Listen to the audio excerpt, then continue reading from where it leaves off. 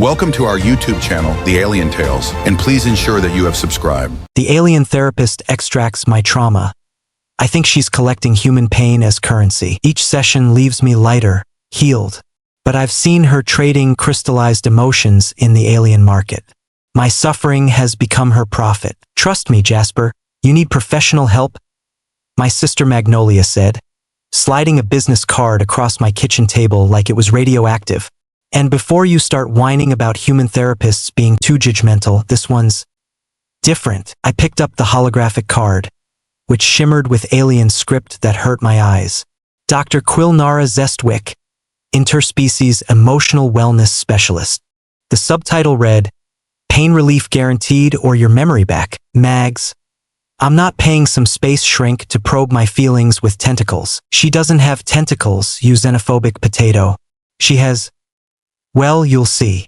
Magnolia's grin was the kind that usually preceded me waking up with eyebrows shaved off. Besides, after the incident with Bradley and the flamethrower, you can't keep pretending everything's fine. The incident. 3 months ago, my ex-boyfriend Bradley had tried to surprise me by breaking into my apartment with a romantic candlelit dinner. I'd mistaken him for a burglar and defended myself with my emergency flamethrower. The restraining order was mutual. 1 session, I muttered, pocketing the card. But if she tries to lay eggs in my brain, I'm billing you for therapy. Magnolia cackled. Quilnara doesn't lay eggs, dummy. She's from Zephyros Prime, they're crystalline beings. Think less slimy alien. More walking chandelier with a psychology degree. That's somehow worse. But as I stared at my reflection in the kitchen window, hollow eyes, stress-eating evidence decorating my shirt, I realized maybe a walking chandelier wasn't the worst option. At least crystals couldn't judge my life choices while eating overpriced salads. Dr. Quilnara Zestwick's office looked like someone had decorated a dentist's waiting room with unicorn vomit and gamma radiation. The walls pulsed with soft, iridescent colors that made my retinas feel carbonated. New age music tinkled overhead, but with distinctly alien harmonics that suggested the composer had tentacles instead of fingers. Mr. Fitzgerald? The voice came from everywhere and nowhere, like surround sound designed by cosmic entities. Please, enter my sanctuary of healing. I pushed through what felt like walking into a bubble and found myself face to face with, well, calling her a walking chandelier was actually pretty accurate. Dr. Zestwick stood 7 feet tall, composed entirely of translucent, shifting crystals that chimed softly when she moved. Her face was a smooth oval of pale blue crystal with 2 points of light for eyes. Welcome, Jasper. I am Dr. Quilnara Zestwick, but you may call me Quill. She gestured to a suspiciously comfortable-looking chair. Please sit. Would you like some earth tea? I have Earl Grey, chamomile, and liquid courage. Liquid courage isn't tea. On Zephyros Prime, everything is tea if you're brave enough. Her light eyes seemed to twinkle with what I desperately hoped was humor. East. That's whiskey. My previous human client taught me about your species' coping mechanisms. I settled into the chair, which immediately began molding itself to my body temperature and anxiety level. So, how does this work? Do you have a couch for me to lie on while I blame my mother? We'll get to maternal blame distribution later. First, let me explain our process. Quill's crystals shifted to a warmer hue. I specialize in trauma extraction, literally removing painful experiences from your consciousness and storing them safely outside your mind. That sounds illegal and possibly impossible. Only illegal in 3 solar systems, and impossible is just another word for hasn't been tried by someone desperate enough. Now, Jasper, I need you to focus on your most recent traumatic experience, Quill said, her crystalline hands hovering inches from my temples. Don't worry, this won't hurt. Much. Think of it like emotional dental work. Quick pinch, then blessed relief. Her touch was surprisingly warm, like heated glass against my skin. Tell me about this Bradley person and the flamethrower. The memory surfaced unbidden. Bradley's stupid face in my kitchen at 2 a.m., me screaming and grabbing my emergency flamethrower. Doesn't everyone have one? The neighbors calling the fire department. The awkward police report where I had to explain why I owned military-grade incendiary devices. As I spoke, something remarkable happened. I could feel the sharp edges of the memory, the embarrassment, the anger, the lingering paranoia, literally lifting away from my consciousness like steam rising from soup. "Excellent," Quill murmured. Above her palm, a small, pulsing crystal began to form, swirling with angry red and mortified orange light. "Your trauma is quite vibrant. Beautiful color palette. You're literally pulling my bad feelings out of my head? Crude but accurate. Think of me as an emotional chiropractor. I realign your psyche by removing the vertebrae of suffering." She held up the crystal, which had grown to the size of a marble and now sparkled with contained anguish. "This particular specimen shows excellent clarity. Bradley-related trauma always crystallizes beautifully. There's something about romantic betrayal that creates the most stunning structures." I felt lighter, not empty, just unburdened, like someone had removed a backpack full of rocks I hadn't realized I was carrying. "Where does it go?" I asked, watching her slip the crystal into a small velvet pouch. Quill's lights dimmed slightly. "Storage. For your protection, of course. Trauma disposal is a very specialized field." Something in her tone made my newly clear mind prickle with suspicion. The week following my first session was the best I'd had in months. I actually laughed at Magnolia's terrible jokes, slept through the night without Bradley-related nightmares, and managed to eat cereal without checking for intruders behind the refrigerator. But on Thursday, while grocery shopping, I experienced what I can only describe as emotional vertigo. Standing in the frozen foods aisle, I suddenly couldn't remember why I'd been afraid of commitment. The concept felt foreign, like trying to recall a word in a language I'd never learned. When the cute cashier, Trevor, according to his name tag, asked if I wanted to grab drinks sometime, I said yes without the usual 17-minute internal panic attack. "You seem different," Trevor observed over craft beer at Murphy's Pub later. Somehow. "Did you start medication?" "Therapy," I said, which was technically true. "My therapist is unconventional." "Good for you, man. More people should try alien therapy." I choked on my beer. "What?" "Oh, come on. Everyone knows about the Zephyrosian emotional healing services. My sister went to one after her divorce. Said it was like having her heartbreak surgically removed." Trevor grinned. "Though she's been a little flat since then. Like someone turned down her emotional volume dial." That night, I researched Dr. Quilnara Zestwick online. The reviews were glowing but oddly similar. "Life-changing experience. I no longer feel crushing despair about my childhood. 5 stars. Can't remember why I was ever sad. Highly recommend." What were we talking about? The testimonials all shared a peculiar quality. They sounded like people describing the absence of something rather than the presence of healing. I made another appointment, but this time I was bringing questions. "Dr. Zestwick. Gil. I need to ask you something." I began my second session, watching her crystalline form shimmer with what I was learning to recognize as anticipation. "Of course, Jasper. Transparency is essential for proper therapeutic rapport. What troubles you? What exactly happens to the trauma crystals after you extract them?" Her lights flickered, a tell I hadn't noticed before. "They are stored safely, away from your consciousness."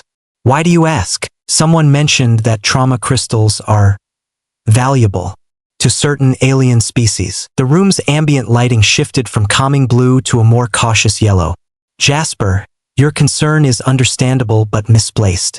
I am a licensed professional, bound by both galactic medical ethics and my own moral compass, which admittedly points toward a different magnetic pole than human morality, but the principle stands." "That's not really an answer." Quill was quiet for a long moment, her crystals chiming softly as she fidgeted.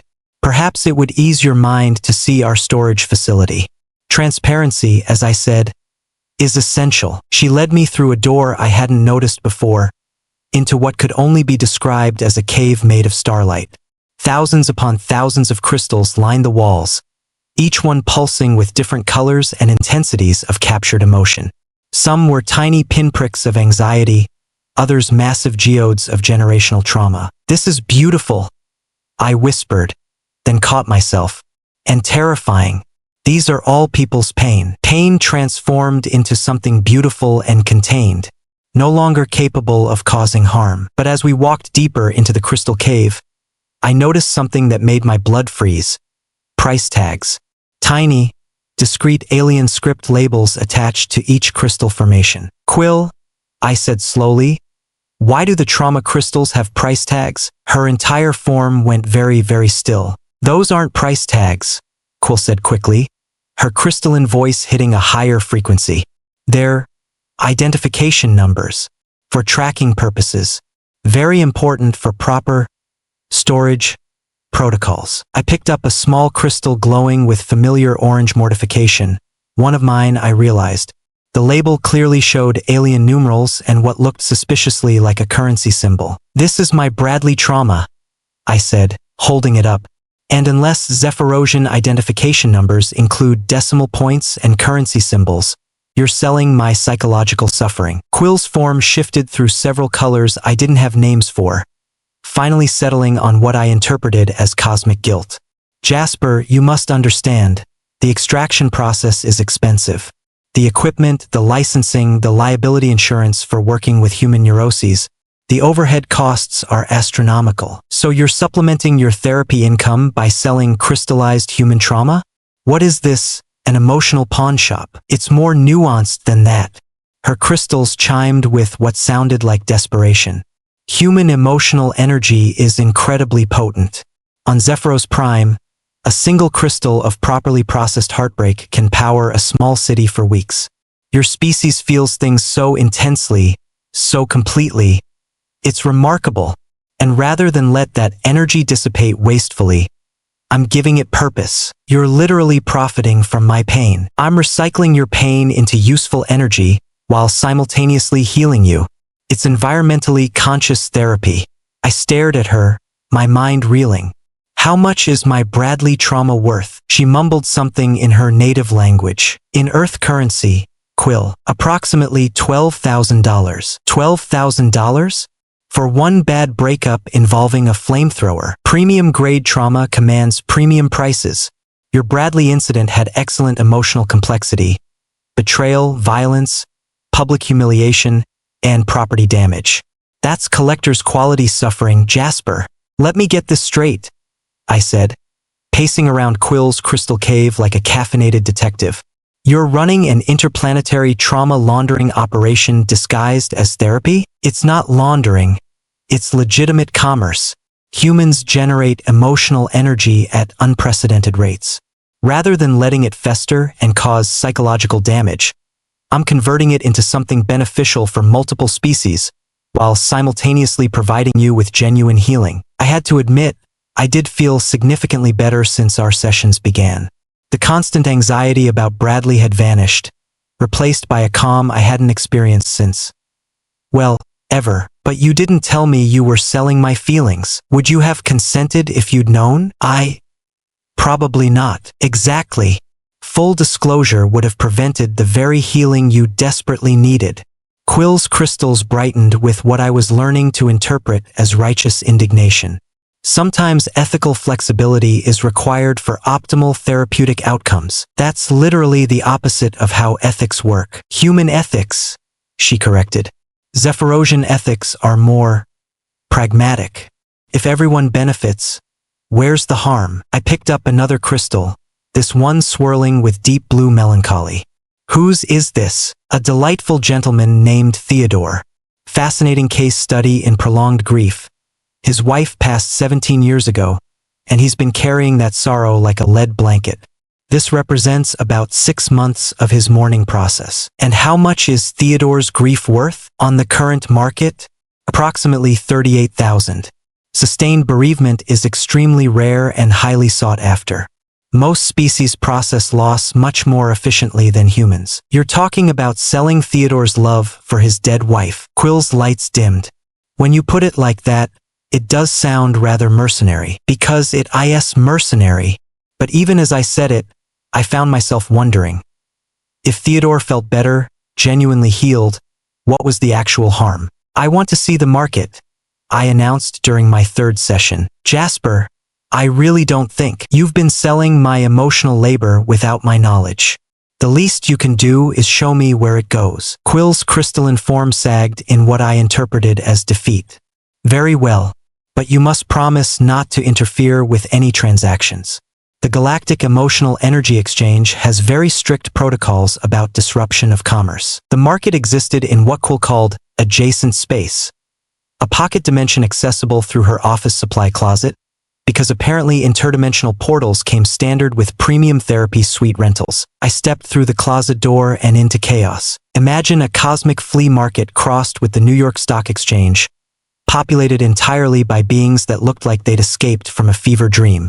Vendors hawked their wares in languages that sounded like mathematical equations having nervous breakdowns.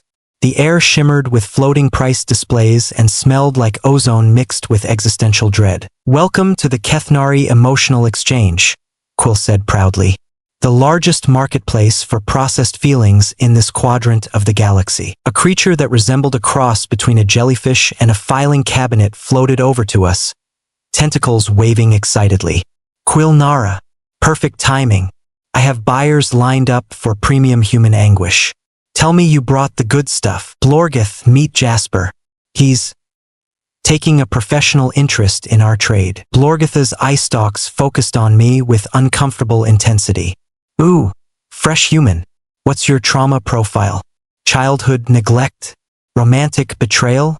Existential crisis about mortality?" "I'm not for sale," I said quickly. "Everything's for sale at the right price. Meat-based life form. How about we start with some light anxiety? I'll give you 50 credits for a basic social embarrassment crystal." 50 credits for social embarrassment? I looked at Quill. "You said my Bradley trauma was worth $12,000. Different currency systems," she mumbled. "Quill," I said slowly, watching a transaction unfold nearby where what looked like crystallized divorce proceedings were being sold to a buyer resembling a sentient geometric proof. "How much money have you made selling human trauma?" Her crystalline form flickered through several guilty colors. "That's confidential business information. Ballpark figure. Including or excluding the seasonal affective disorder boom last winter?" "Including." Quill. She was quiet for so long I thought she might have powered down. "Finally, approximately 2.3 million galactic standard units, which converts to roughly 700,000 Earth dollars." $700,000? Every alien head in the immediate vicinity turned toward us. Blorgetha's tentacles perked up with interest. "Keep your voice down," Quill hissed, her crystals dimming to stealth mode. "Yes, it's been profitable. But consider this. I've helped over 300 humans achieve genuine psychological wellness. That's priceless. You've built a fortune on human suffering. I've built a sustainable business model around emotional healing with positive externalities for multiple species. The trauma gets recycled into useful energy, humans get better, and I can afford to continue providing services. Everyone wins." A new voice interrupted our argument. Smooth, cultured, and speaking perfect English. "Did someone say premium human trauma?" We turned to see an elegant alien approaching, tall, silver-skinned, with features that seemed to shift subtly depending on the viewing angle. Everything about them screamed expensive, from their flowing robes to the hovering entourage of smaller aliens taking notes. "Lady Vexthera," Quill whispered, her crystals brightening with what I recognized as awe. I didn't expect to see you here personally. I make it a point to personally inspect merchandise of exceptional quality." Lady Vexthera's gaze fixed on me with predatory interest. "And word has reached me of a human producing trauma crystals of unprecedented purity and complexity." She was talking about me. I was premium merchandise. "Lady Vexthera," I said carefully, "I'm not actually selling my trauma. I'm just touring the facilities." Her smile revealed teeth like polished obsidian. "Oh, my dear human. Everything is negotiable at the right price. What exactly are you offering?" I found myself asking, much to Quill's obvious horror. Lady Vexthera's entourage immediately sprang into action, producing holographic documents and floating calculation devices. "For a human of your emotional complexity? Complete psychological makeover package. We extract not just trauma, but all negative emotional capacity. Anxiety, depression, heartbreak, existential dread, gone forever. You'd live in a state of perpetual contentment. That sounds. I paused, trying to find the right word. Terrifying or liberating, she countered smoothly. Imagine never feeling the sharp edge of loss, the weight of disappointment, the grinding persistence of worry. Pure emotional serenity. I looked at Quill, whose crystalline form was practically vibrating with distress. What do you think, Jasper? Removing all negative emotions wouldn't make you happy. It would make you hollow. Emotions aren't just random neurochemical events. They're part of what makes you distinctly human. But you've been selling them, specific traumatic memories, not your entire emotional spectrum. Her lights flashed frantically. There's a difference between removing an infected splinter and amputating the entire limb. Lady Vexthera waved dismissively. Dr. Zestwick's approach is terribly conservative. Why treat symptoms when you can eliminate the problem entirely? I stood there, surrounded by the bizarre marketplace of processed pain, weighing my options. On one hand, eternal serenity, never again having to experience the gut-wrenching anxiety that had plagued me since childhood. On the other, remaining authentically, messily human. How much would you pay? I asked. 5 million galactic standard units. Quill made a sound like wind chimes in a hurricane. Jasper, please. You don't understand what you'd be giving up. I understand perfectly, I said, then turned to Lady Vexthera. I decline. Her perfect features twisted with confusion. I beg your pardon? My trauma, my anxiety, my capacity for suffering, they're mine. They're part of my story, part of what makes me who I am. I'll work through them, process them, maybe even extract the worst bits with Quill's help.